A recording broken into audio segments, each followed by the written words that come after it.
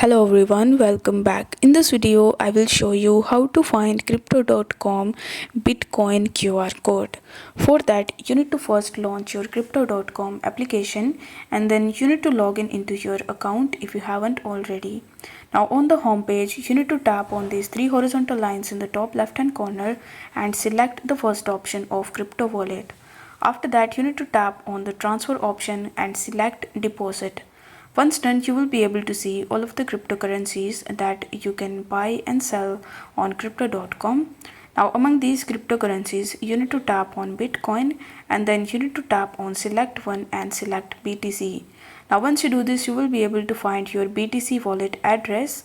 Now in order to find the QR code of Bitcoin, you need to tap on this QR code icon right next to your deposit address, and then you can use this QR code in order to send or in order to get the cryptos or basically the Bitcoin into your crypto.com account.